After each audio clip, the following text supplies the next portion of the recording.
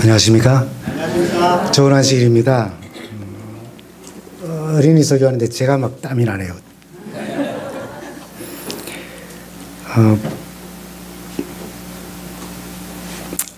처음 교회에 들어오면서부터 따뜻한 환영 정말 감사드립니다. 환한 미소로 그렇게 환영해 주셨고요. 예배가 아주 활기 있다는 것에서 굉장히 마음에 큰 감동이 왔습니다. 찬미 소리도 크고 박수 소리도 크고 기도하는데 아멘 소리도 큰 굉장히 활기 있는 교회라는 그런 생각을 했습니다. 사실 목회자가 이 설교에 대한 부탁을 받게 되면 굉장히 좀 부담을 가지게 되는 것이, 잘 아시는 것처럼 먼저 하나님의 말씀을 잘 해석을 하고 그 다음에 설교 말씀을 함께 나눌 회중을 해석을 하고, 그리고 우리가 하나님의 음성을 듣는 일에 이제 집중을 해야 하는데, 제가 여러분 회중을 잘 이해를 못하고 있습니다. 어제 그래서 서울에서 좀 급하게 2시 45분 KTX를 타기 위해서 가다가 집사람이 그 에스컬레이터 올라가는 길에 몸이 이렇게 밀리면서 뒤로 이렇게 넘어졌어요. 심하게 넘어져서 한 4-5 계단을 이렇게 좀 굴렀는데요. 그래서 곧바로 다시 서울위생병원으로, 36병원이죠 이제. 36병원으로 가서 거기 응급실에, 또 금요일이니까 또 12시 되니까 다 외래 환자를 받지 않아서 응급실에 가서 이제 엑스레이를 찍고 허리 이렇게 뭐 골절이나 또는 뭐 부러진 것이 없다고 하는 이야기 듣고, 이제 밤에 좀 응급실에 있다가 7시 KTX를 타고 집에 오니까 이제 한 12시쯤 되었습니다. 제 집사람이 꼭 오고 싶었는데 오지 못했어요. 여기 전에 제가 이 교회를 볼 때에는 굉장히 크게 느껴졌는데 오늘 보니까 좀 작다는 느낌이 드네요. 뭐 주차장 만들기 위해서 교회를 줄인 거예요? 아니죠. 저는 지금 유진교회에 있습니다. 서부 쪽은 캘리포니아와 시애틀이 있는 워싱턴주 사이에 오레곤주가 있습니다. 그 가운데 유진의 한인교회를 담당하고 있는데요. 자연이 너무 아름다운 그런 곳입니다. 사계절이 있지만은 5월부터 한 10월까지는 정말 다른 곳으로 휴가를 가면은 이제 바보라는 소리를 들을 만큼 좋은 환경과 날씨를 가지고 있고요. 한 10월부터 한 3-4월까지는 보슬비가 계속 좀 이렇게 옵니다. 여러분 시애틀에서 그거 시작한 거 아시죠? 그 별다방. 잠 못 이루는 밤도 거기. 그래서 커피 전문점 1호가 시애틀에서 시작되어서요. 비가 많이 오고 그러니까 사람들이 그걸 아주 좋아하는 거 봅니다. 유픽이 아주 많이 있고요. 5월 이제부터 시작해서 한 10월까지는 농장을 다니면서 이제 유픽하는 것이 큰 즐거움이기도 합니다. 저희 교회는 교인 교적이 한 110명 정도가 있는데 출석하는 교회는 한 40여 명 출석하고 있습니다. 조그마한 교시고요. 한인 사회가 한 500명밖에 되지 않는 시골 작은 도시입니다. 거기 현대 하이닉스가 있다가 현대 하이닉스가 이제 문을 닫게 되었어요. 그래서 한인들이 한 1000여 명이 다 빠져나갔죠. 한국식으로 이제 기업을 경영하다가 좀 주정부하고도 좀 안 맞는 것들도 좀 있었어요. 들어가는 그 하이닉스가 굉장히 큰데 보통 대학 부지만큼 된다고 생각이 돼요. 64메가디램, 뭐 124메가디램 그걸 이제 생산하는데 들어가는 입구에 조그마한 웅덩이 2개가 있었어요. 그러니까 이제 그 책임자가 저 웅덩이를 메우라 그렇게 이야기를 했죠. 그래서 이제 불도저하고 다 불러다가 그걸 메웠죠. 메웠더니 미국 전국에 자연 보호하는 학자들하고 그 팀들이 와가지고 여기 살고 있는 생태계를 이제 파괴했다고, 이곳 생태계, 이 2개의 웅덩이의 생태계를 파괴했다고 그대로 다시 복구하라고 해서, 또 그거 복구하는데 전국에 있는 학자들 다 모아가지고 토양하고 다 해가지고 구덩이를 다시 파고 그런 곳입니다. 오레곤이라는 곳이 친환경이 굉장히 강조되는 그런 곳입니다. 저희가 교인 수는 작지만은 한글학교를 운영을 하고 있습니다. 그래서 장감리교회 부모님들이 자녀들을 저희 교회에 일요일 아침에 데려다 놓고 자기들 자기 교회 가서 예배 드리고 마치고 와서 이제 아이들 데리고 가는 한글 학교가 한 서너 곳이 있음에도 불구하고 저희 교회가 아주 잘 되어 있어서 그렇게 합니다. 요리 교실도 저희들이 계속 하고 있고요. 그 홀트 본부가 그 홀트 가문이 그곳에서 오레곤 유진에서 태어났어요. 그래서 거기에 본부가 있습니다.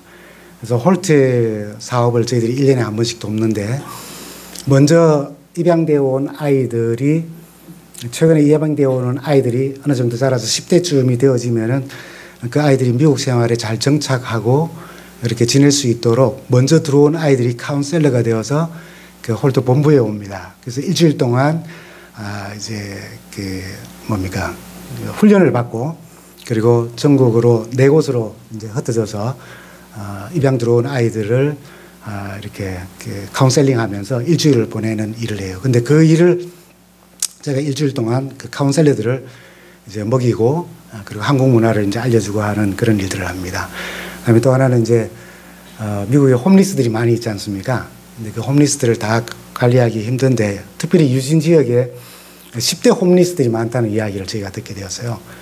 그래서 그 10대들이 어릴 적에 이제 가정이 깨어지면서 이제 집을 뛰쳐나가고, 또 이제 부모로부터 어뷰스 당하고 난 뒤에 또 뛰쳐나가고, 그렇게 해서 아주 10대들인데도 어떤 아이들은 아기도 데리고 오고 또 배가 이렇게 불룩해서 이제 오기도 하는데, 그 아이들을 저희들이 저녁 식사를 이제 제공하는 그런 사역들을 좀 하고 있습니다. 교회는 작지만은 일당백 같은 그런 활동들을 좀 하고 있습니다. 저희 집사람은 85년에서 87년인가 84년에서 86년까지 여기 위생병원에서 그 원무과와 재무실에서 근무하다가 저를 만났습니다.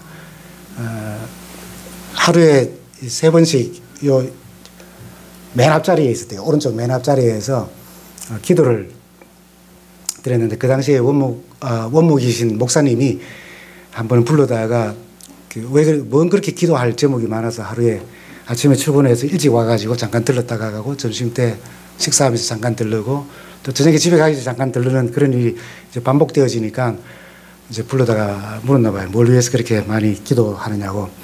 그러니까 최명준이 아내가 되고 싶은데 방법이 없다고 라고 말하면 여러분 믿으시면 안 됩니다.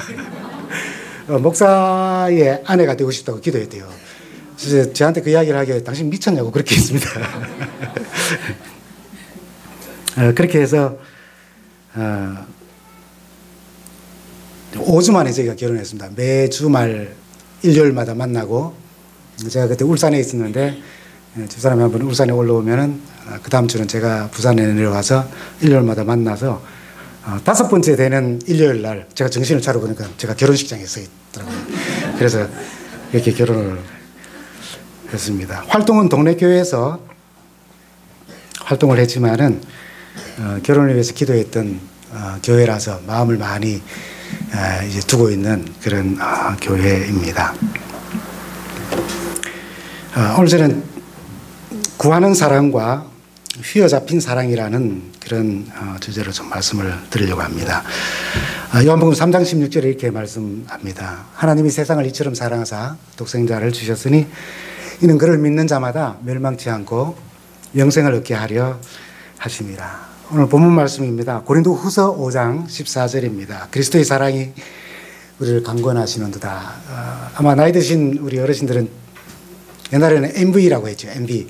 그래서 손들어서 표고 목적을 암송했던 기억나시죠? 그리스도의 사랑이 우리를 강권하시는도다. 재림 기변을 이 시대 안으로 온 세상에 전파하자. 이렇게 했던 그 성경절입니다. 세 번째에 보면은 그리스도의 사랑이 우리를 휘어잡습니다라고 그렇게 말합니다.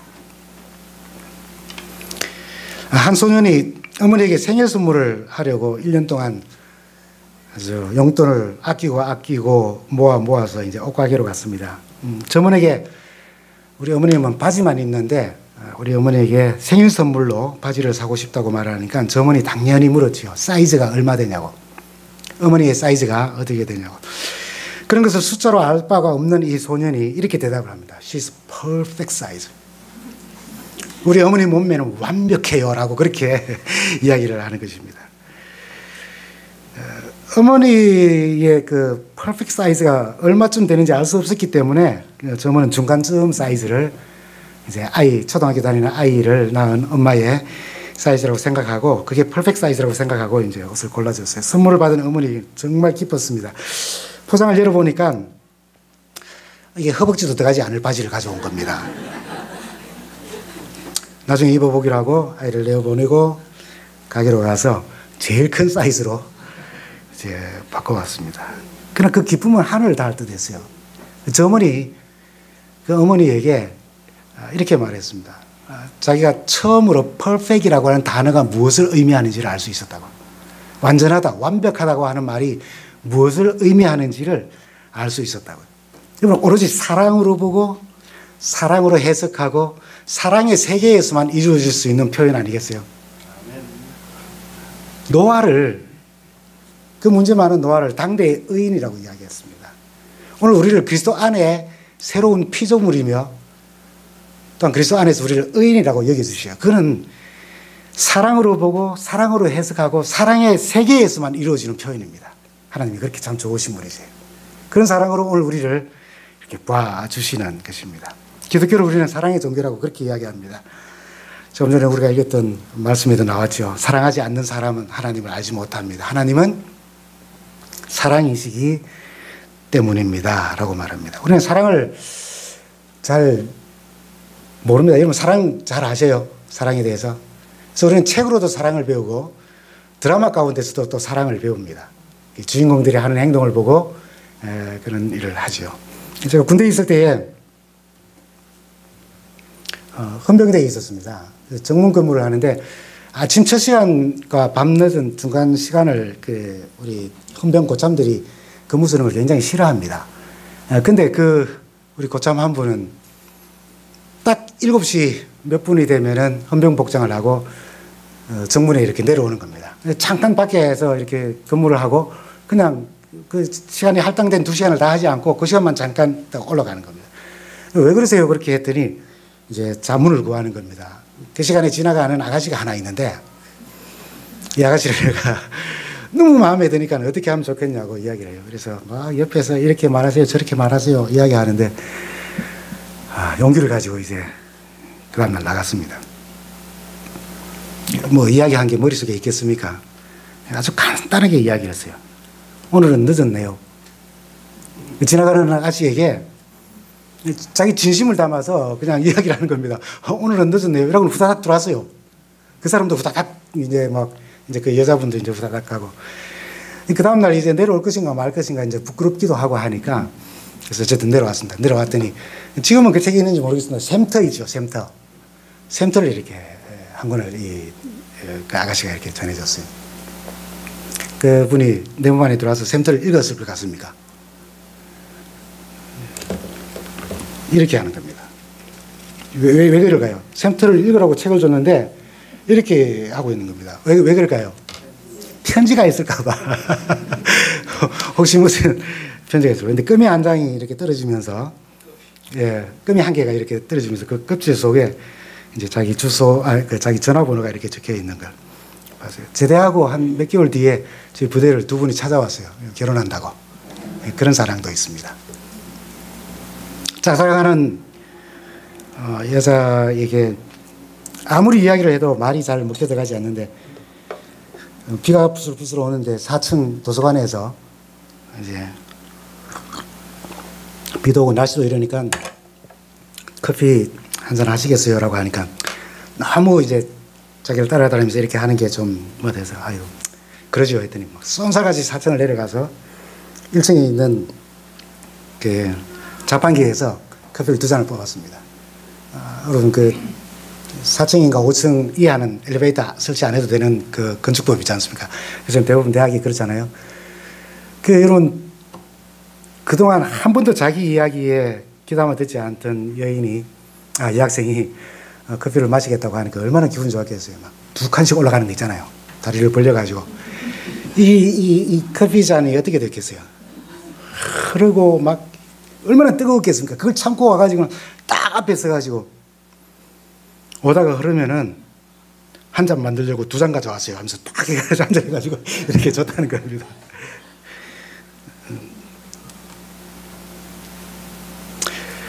참 사랑은 여러 가지로 표현되어집니다. 근데 하나님의 사랑이 참 잘 표현되어진 것이 있어요. 아브라함입니다. 여러분, 하나님께서 자기를 소개할 때에, 사람들에게 자기를 소개할 때에 나는 네 조상 하나님이니, 누구의 하나님이라고요? 아브라함의 하나님이라고 그랬어요. 이삭의 하나님이며 야곱의 하나님이라고. 하나님께서 자기를 소개하시는데 네 조상 아브라함의 하나님이라고 이야기를 하셨습니다. 그럼 아브라함의 생애 잘 아시죠? 뭐 훌륭한 삶보다는 문제 있는 삶이 훨씬 더 많습니다. 우리가 잘 알고 있는 것처럼 요사 24장 2절에 보면은 옛적에 너희 조상들이 유브라데 강 건너 저편에 살고 있을 때에 다른 신들을 섬겼다고. 아브라함과 나홀의 아비 데라도 그러했다고 이야기합니다. 이방신을 섬기던 사람들을 불러서 하나님의 백성으로 삼기 위해서 그를 인도하여 내십니다.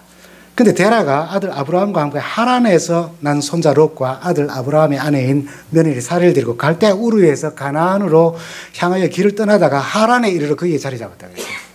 갈대아 우르에서 가나안은 이렇게 직선 거리가 있습니다. 그럼에도 불구하고 돌아서 약간 위쪽으로 올라가서 하란에 머물렀다고 그랬어요. 이 하란에 대하여서 고고학자들은 이야기하기를 갈대아 우르보다 훨씬 더 문명이 발달된 곳이고 살기가 더 편리하고 인간에게 유익을 주는 많은 것들이 그곳에 있었다는 것입니다. 더 화려하고 더 살기 좋은 하란에서 정착하려고 머무른 것입니다. 하란에 이르러 거기에서 자리 잡고 살았다고 그랬어요. 그래서 여러분, 우리가 창세기 12장 1절에서 우리가 보는 말씀이 있죠. 이게 바로 하란에 머물렀을 때예요. 갈대아 우르가 아니고 하란에 머물렀을 때 여호와께서 아브라함에게 말씀하셨다. 내 고향과 친척과 아비 집을 떠나 장차 보여줄 땅으로 가라고요. 75세까지 하란에 머물렀던 그 아브라함에게 하나님께서 끈질기게 인도하셔서 그게 정착하지 아니하고 약속의 땅으로 가도록 또다시 부르시는 장면이 창세기 12장의 내용입니다. 그런데 가나안에 들어가자마자 기근이 들은 것입니다. 그 기근이 너무 심해서 아브라함은 이집트에서 얼마 동안 몸부쳐 살려고 그리로 내려갔다 그랬어요. 그곳에서도 자기가 정착해서 좀 편하게 살기 위해서 하나님의 약속의 땅을 버리고 이집트, 가나안보다 훨씬 더 살기 좋은 이집트를 향하여 내려갔다는 것입니다. 이집트에 가까이 이르렀을 때에 아내에게 이렇게 말합니다. 당신이 얼마나 아르바인 여인인지 잘 알고 있어. 얼마나 아리따운 여인인지 잘 알고 있어. 이집트 사람들이 당신을 보고서 당신이 나의 아내라는 것을 알면 나를 죽이고 당신을 살릴 것이요. 그러니까 당신은 나의 누인이라고 하시오. 그렇게 하여야 내가 당신 덕분에 못 받고요. 대접도 받고 덕분에 더 중요한 것은 뭐라고요?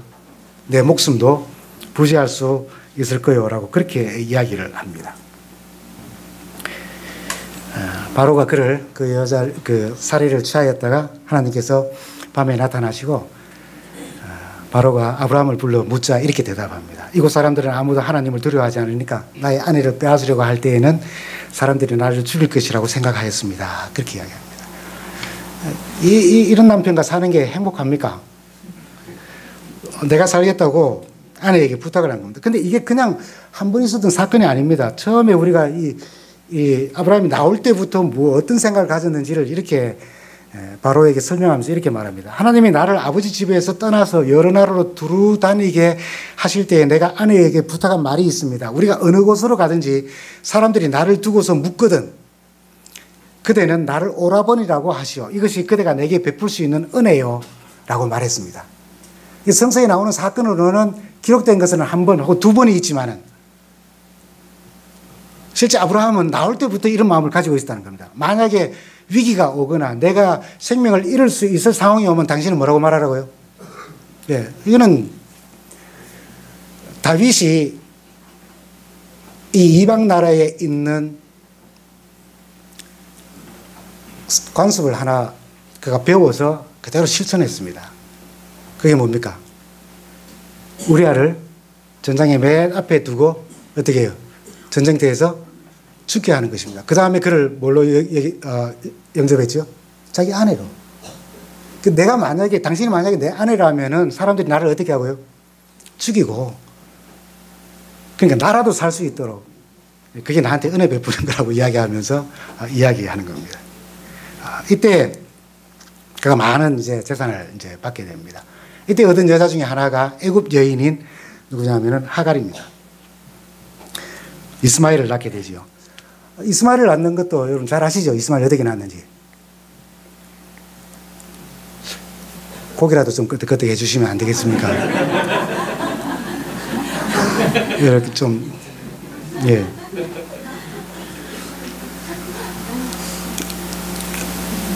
약속을 75세에 했다고 칩시다. 아브라함 75세에. 99세가 되기까지 아들이 안 나오는 겁니다. 아직을 가질 수가 없는 겁니다.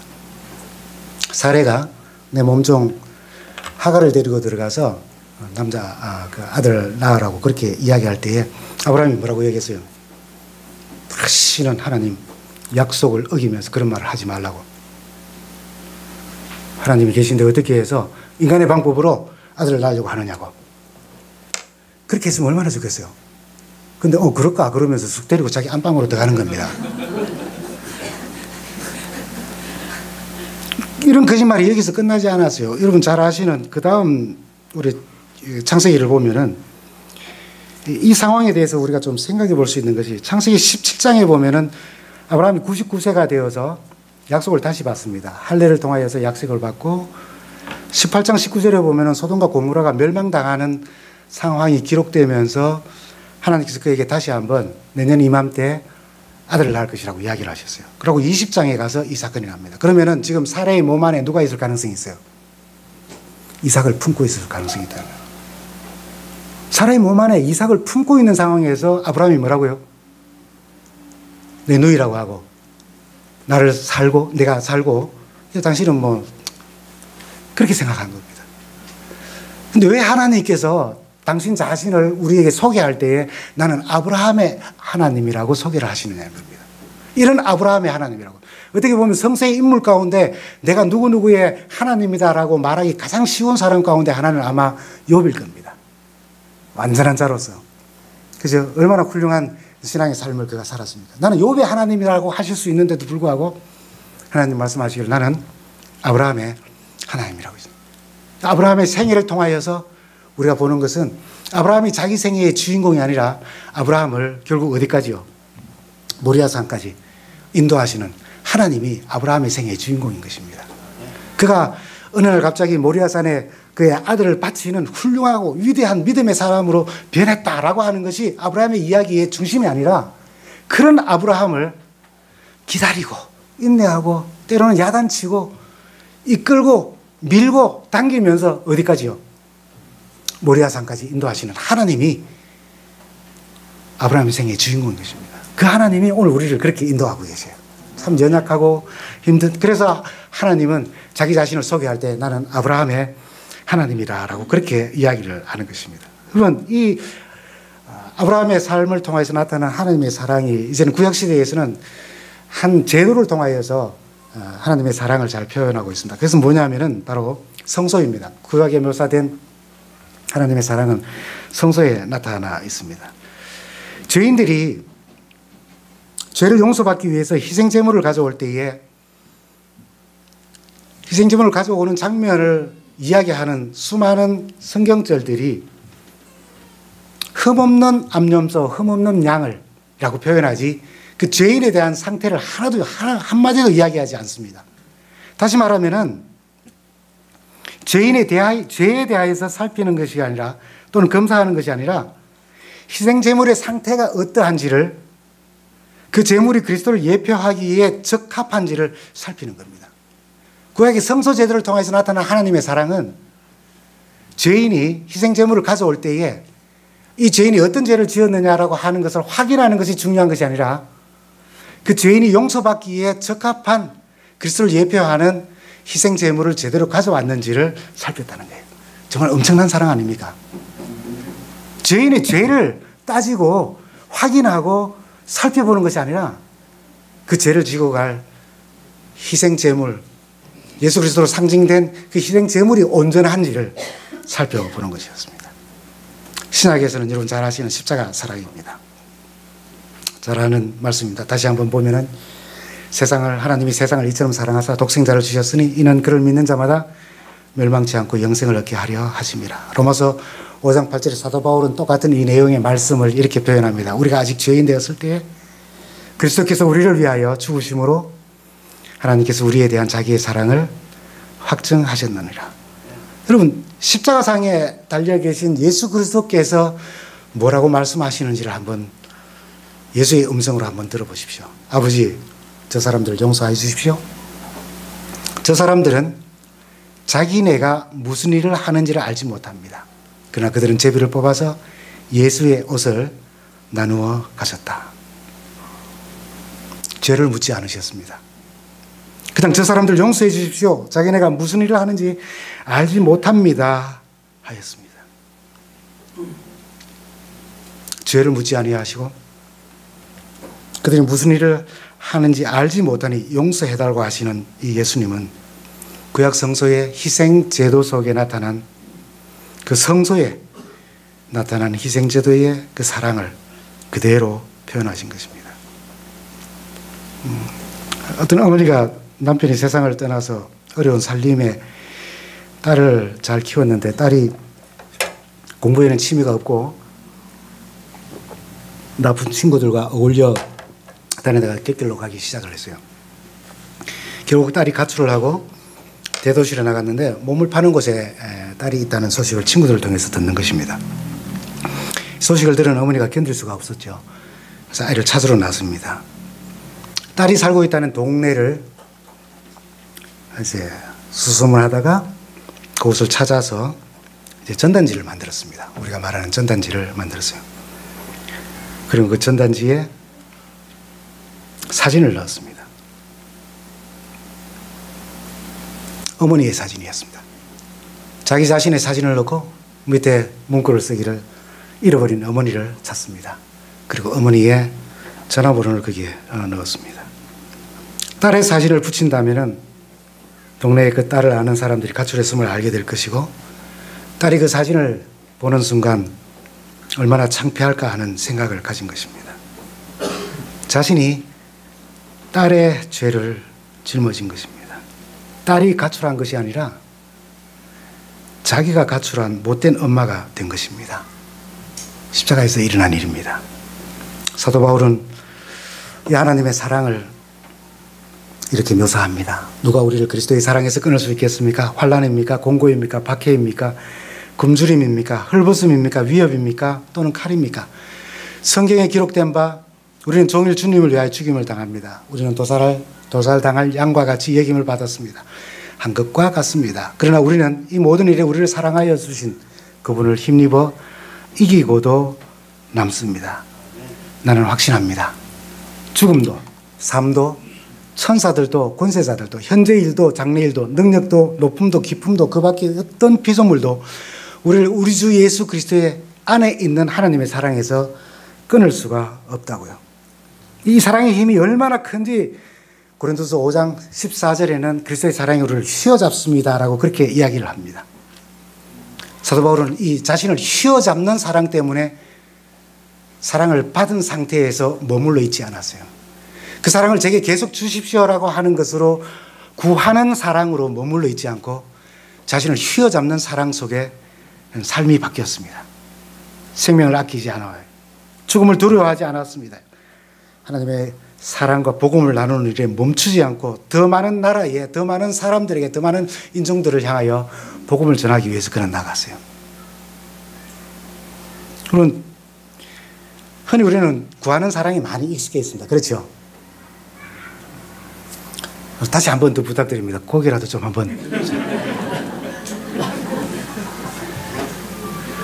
제가 지금 회중을 해석을 잘 못하고 지금 설교하는 것 같습니다. 저는 반응이 구하는 사랑이 많이 익숙합니다. 사랑을 주세요. 되게 필요합니다. 근데 그 사랑이 우리를 휘어잡는 삶으로 우리가 나아가야 한다는 것입니다. 그 사랑이 우리를 휘어잡는 삶으로요. 구하는 사랑과 휘어잡는 사랑에 대해서 잘 이야기하는 것이 누가복음 7장에 잘 나타나 있습니다. 여러분 여기에 이 내용은 예수님께서 바리새인의 그 시몬의 집에 초대를 받아서 저녁 식사를 드실 때 일어난 일입니다. 동네에 죄인이라고 소문난 행실이 나쁜 여자 하나가 살고 있었는데 그 여자는 예수께서 바리새인의 집에 음식을 잡수신다는 것을 알고 향유가 된 옥합을 가지고 왔다.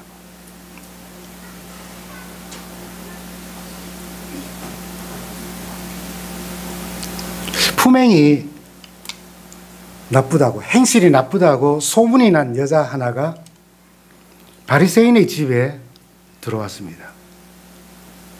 그 분위기가 어땠을 것 같아요? 그 분위기가 어땠을 것 같습니까?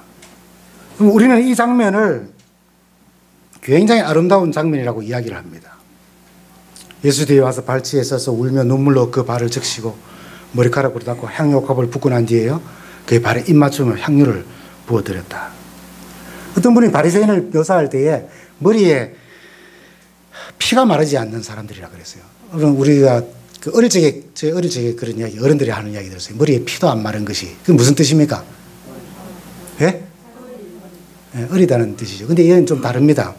여러분, 여자를 보고 음욕을 품으면 가늠한 것과 같다는 말씀에 자기 아내 외에는 다른 모든 여자에게서 말도 걸지 않고 눈도 보지도 않으려고 했어요. 그러다 보니까 눈 감고 이렇게 길을 가다 보니까 전봇대는 얘기만 있죠. 참. 전봇대에도 부딪히고 벽에도 이렇게 끌고 해서 항상 이마에 뭐가 난다는 겁니까? 피가 난다는 겁니다. 그래서 이마에 피가 난다는 것은 저 바리새인이 굉장히 지금 경건한 삶을 살고 있다는 거예요. 그래서 아침에 집에 나올 때 이미 집에서 이렇게 상처를 내가지고 피를 내고 나온다는 겁니다. 자, 이건 좀 과장된 이야기입니다. 이렇게 경건한 삶을 살려고 하는 사람 집에 죄인으로 소문난 한 여인이 와서 한 남자의 머리에 향유를 붓고 자기 머리를 풀어서 한 남자의 발을 씻고 있다는 걸 한번 생각해 보십시오. 우리는 지금 굉장히 아름다운 장면이라고 하지만 그 당시의 상황으로 본다면 정말 상상이 되지 않는 장면을 이 여인이 연출하고 있는 것입니다. 예수님께서 비유를 들어 말씀하시면서 500데나리온과 50데나리온에 대한 이야기 하시면서 둘 다 탕감하여 주셨으니 둘 중에 누가 그를 더 사랑하겠느냐 하셨어요. 누가 그를 더 사랑하겠습니까? 많이 탕감받는답니다. 그걸 예수님이 몰라서 물으시면서 지금 질문을 하셨을까요? 그 사랑이 한 사람의 삶을 휘어잡을 때 일어나는 일이 무엇인지를 이야기하는 거예요. 여러분, 사랑이 행동으로 나타나기 전에는 절대로 사랑이 아닙니다. 단어입니다. 사랑이란 단어일 뿐이라는 것이죠. 그리스도의 사랑이 우리를 휘어잡습니다. 이 휘어잡는 하나님의 사랑이 어떤 큰 일을 이루는 하나님의 역사가 있는지를 사도 바울은 이렇게 말합니다. 다 같이 한번 읽어볼까요? 괄호 안에 있는 것까지 다 읽어봅시다. 시작. 모든 성도들과 함께 하나님의 신비가 예수 그리스도의 사랑이 얼마나 넓고 길고 높고 깊은지를 깨달아 알고 인간의 모든 지식을 초월한 그리스도의 사랑을 알 수 있게 되기를 바랍니다. 그다음 중요합니다. 이렇게 해서 여러분이 완성되고 하나님의 계획이 완전히 이루어지기를 빕니다. 우리 하나님의 사랑을 구하는 것으로 끝나지 않고 그 사랑이 우리를 휘어잡아서 그 휘어잡힌 사랑에 의하여서 뭔가를 하게 되는 것, 그것에 의해서 사도 바울은 뭐라고 이야기했냐면 우리가 완성되어지며 하나님의 계획이 또요 이루어지는 것입니다. 완전히 이루어지는 것이라고 그렇게 이야기를 하고 있어요. 그래서 사랑을 받는 것으로 끝나는 것이 아니라 그리스도의 사랑의 너비와 길이와 높이와 깊이가 어떠한지를 알고 우리의 지식을 초월하는 예수 그리스도의 사랑이 어떠한지를 깨달아 알게 된다면은, 그래서 성소를 통해서 우리에게 보여주셨던 하나님의 사랑, 십자가를 통해서 보여주셨던 하나님의 그 놀라우신 사랑을 받았다는 데 멈추지 않고 그 사랑이 우리를 휘어잡는다면은, 첫째는 어떤 축복이 온다고요? 우리가 완성되어져 간다. 그 사랑 안에서. 구하는 사랑이 아니라 우리를 휘어잡는 사랑이 우리를 완성해가며 하나님의 계획이 온전히 이루어지는 아름다운 사역을 이야기하고 있는 것입니다. 우리가 완성되고 하나님의 계획이 완전히 이루어진다는 것을 저는 마태복음 25장의 비유를 통해서 한번 생각해 봅니다. 열처녀의 비유가 나오고 달란트의 비유가 나오고 양과 염소의 비유가 나옵니다. 열처녀의 비유 잘 아시죠?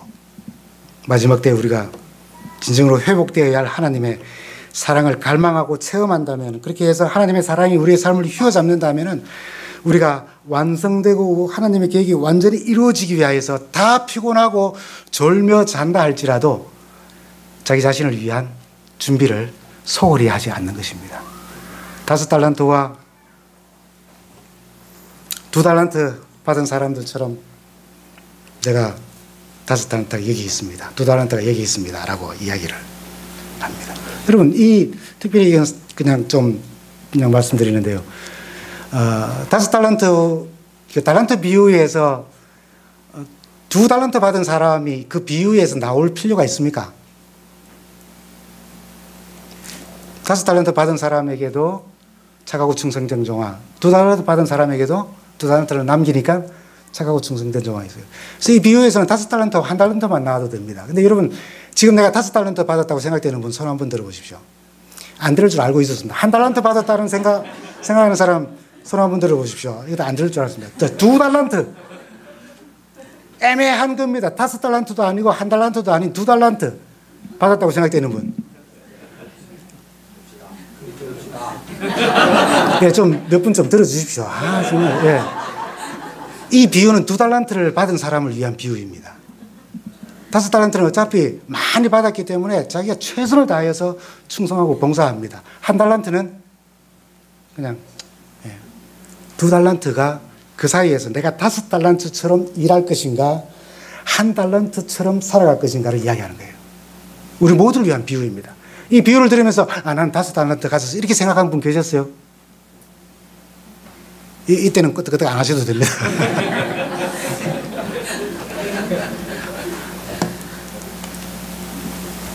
우리가 굶주렸을 때에 양과 염소의 구분이죠. 먹을 것을 주었고 목말랐을 때 마실 것을 주었으며 나그네 되었을 때 따뜻하게 맞이하였다. 헐벗었을 때에 입을 것을 주었으며 병들었을 때에 돌봐주었고 감옥에 갇혔을 때에 찾아주었다. 예배라고 하는 것은 하나님의 음성을 듣고 그것을 설명하는 어떤 여러 정의들이 있지만은, 예배는 하나님의 음성을 듣고 그 음성을 따라 살기로 결심하면서 예배 동안 창문 밖을 바라보는 거라 그랬어요. 이 교회 밖에 있는 누군가를 생각할 수 있는 마음에 기억하고 떠올리며, 그래서 이 예배가 마쳤을 때에는 후다닥 하고 집에 가서 하고 싶은 거 하는 것이 아니라 이 예배를 통하여서 하나님의 사랑받는 그 누군가를 생각하고 그를 향하여서 사랑의 손길을 뻗치는 것이라 그렇게 했어요. 우리가 예배 얼마나 많이 드렸습니까? 그지? 저 역시도 설교 얼마나 많이 했겠습니까? 그러나 예배를 드리고 난 뒤에 아무 일도 일어나지 아니하고 다음 안식일 또 이곳에 모여서 또 예배를 드린다면은 우리는 우리 예배를 다시 한번 생각해 봐야 합니다. 예배는 예배를 드리는 동안 창밖을 보는 것입니다. 지금 창밖 보라는 뜻이 아닙니다. 무슨 뜻인지 아시죠? 교회 창문 밖을 바라보는 것입니다. 얼마나 어려운지 몰라요. 제가 한 영혼을 우리가 그리스도께로 인도하는 거예요. 하나님의 사랑을 나누는 일이에요. 우리 펜실바니아 교회에 있을 때에 한 분이 굉장히 그 지역사회에 영향력이 있는 분이 저희 교회 프로그램에 한 주일 동안 참석하고, 그리고 운동을 좀 하라고 그러니까 골프밖에 안 친대요. 그래서 골프는 운동이 안 된다고 그랬더니 테니스를 제가 가르쳐 드리겠다고 해서 일주일에 2번 새벽기도를 마치고 이제 평일날 가서 테니스를 이렇게 세 가정에게 이렇게 가르쳐 드렸어요. 그랬더니 이분이 우리도 그러면 이제 답례를 하겠다면서, 죄송합니다, 이게 별로 좋은 이야기 아닌데, 제게 골프를 가르쳐 주셨어요. 그러면서 이제 자기 골프 치는데 한번 가자고 해서 공을 이만큼 가져와가지고, 제가 골프 칠 줄 압니까? 공이 이쪽으로 날아가고 저쪽으로 날아가고 내 공이 어디 있는지도 모르는데 따라오라고 하더니, 근데 이제 공을 치는 겁니다. 근데 이렇게 골프 코스가 이렇게 다 해가지고 또 이렇게 그냥 돌아가고 해서 어긋맞아서 이렇게 만날 수 있어요. 그래서 우리 앞에 가는 사람이 누군지를 이게 보는데, 그 한 사람이 이제 같이 치는 사람에게 이야기하는 겁니다. 교회 다닌다며? 그 다음 홀을 갔더니, 잘 모르겠는데, 그 치는데 이제, 에이 하면서 그렇게 좀 불쾌한 감정을 표시를 해요. 제가 자세히 이렇게 보니까 그 그린에 홀컵이 있는 곳에 반짝반짝 뭐가 빛나는 겁니다. 뭘까요? 맥주 캔이었습니다. 그 첫 번째 홀, 이제 그 사람들이 지나가고 난 그 다음 홀 첫 번째 홀에서 그 맥주 캔을 잡더니, 에이씨 하더니 그냥 쓰레기통에 탁 넣었어요. 두 번째 홀을 갔습니다. 그 다음 이제 뒤를 이어서. 거기도 반짝반짝 빛나는 겁니다. 이게 뭘 놔뒀어요, 또? 자기네들이 가면서 이 친구가 몇 번째 홀에서 맥주를 마실 것인가를 내게 한 겁니다. 세 번째 홀에 딱 갔을 때 반짝반짝 빛나니까, 목사님 죄송합니다. 하더니 이렇게 마시는 겁니다. 우리가 그리스도의 사랑에 휘어잡히고 하나님의 사랑을 나누겠다는 어떤 간절하고 절실한 마음, 정말 우리에게 필요합니다. 세상은 우리를 호락호락 그냥 남겨 두질 않아요. 베드로서에 있는 말씀 알지 않습니까? 우는 사자처럼 삼킬 자를 찾는다고요. 우리 지금 개념 속에 우는 사자가 얼마나 무섭습니까? 정말 무섭습니까? 저는 우는 사자에 대해서 전혀 두려움 없습니다. 왜요? 제가 지금 알고 있는 사자는 다 어디에 있으니까요? 동물원에 다 들어가 있으니까요. 근데 초대교회 교인들이 이 베드로가 권면하면서 사단 마귀가 우는 사자처럼 너희 삼킬 자를 찾는다라고 이야기할 때에 그들은 우리가 생각하고 있는 생각과 달랐어요. 자기 아내가, 자기 남편이, 자기 자녀가, 자기 부모가 사자의 밥이 되는 모습을 보았습니다. 그런 상황 속에서 사단 마귀가 그러하다는 것이죠. 우리가 하나님의 사랑을 간구하는 것으로 멈춰있는 사랑이 되어서는 안 됩니다. 그 사랑이 휘어잡혀서 그 사랑이 이끌고 인도하시는 대로 가면서 그 사랑 때문에 우리가 완성되어지고 기름을 잘 준비하고요. 우리에게 주신 달란트를 잘 활용하면서 줄인 자와 목마른 자와 힘들고 고난 가운데 있는 자들을 돌아보면서 그 사랑 때문에 우리가 완성되어지고 그 사랑이 휘어잡힘으로 하나님의 계획이 이 땅에 우리를 통하여서 온전하게 이루어지는 아름다운 삶을 살다가 오늘 우리가 이 자리에 함께 있는 것처럼 주님 오시는 그날 주를 뵙는 우리 모두가 되기를 간절히 바랍니다.